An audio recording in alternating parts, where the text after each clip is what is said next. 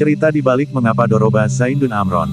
Diceritakan Daud Basya, seorang gubernur dari Daulah Utsmaniyah, ingin belajar bahasa Arab, lalu dia menghadirkan salah seorang ulama dari ulama-ulama di negerinya. Suatu hari dia bertanya kepada gurunya, apa kesalahan si Amrun sampai-sampai si Zaid memukulnya tiap hari. Apakah Amrun punya kedudukan lebih rendah dari Zaid sehingga Zaid bebas memukulnya, menyiksanya dan Amrun tidak bisa membela dirinya? Si gubernur menanyakan ini sambil menghentakkan kakinya ke tanah sambil marah-marah, lalu gurunya menjawab, tidak ada yang dipukul, tidak ada yang memukul wahai gubernur, ini cuma permisalan saja yang dibuat ulama Nahwu supaya memudahkan untuk belajar ilmu lugot itu.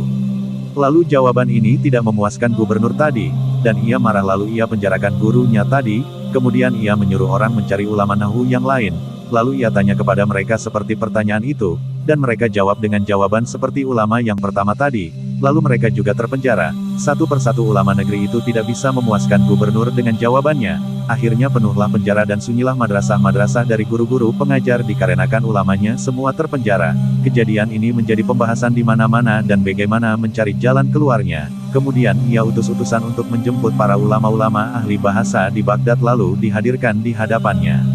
Akhirnya pimpinan ulama yang paling alim dari para ulama Baghdad ini berani maju menjawab pertanyaan gubernur tadi. Maka gubernur Daud bertanya, apa kesalahan Amrun sehingga selalu dipukul Zaid? Maka ulama tadi menjawab, kesalahan Amrun adalah karena ia telah mencuri huruf wawu yang seharusnya itu milik Anda wahai gubernur. Sambil ulama tadi mengisyaratkan adanya huruf wawu di kalimat Amrun setelah ro, dan huruf wawu yang seharusnya ada 2 di kalimat Daud ternyata cuma ada 1. Maka para ulama Nahwu memuasakan si Zaid untuk selalu memukul Amrun. Sebagai hukuman atas perbuatannya itu, maka sangat puaslah gubernur dengan ini jawaban, dan memuji ulama tadi, lalu gubernur menawarkan hadiah. Apa saja yang kamu kehendaki silahkan sebutkan.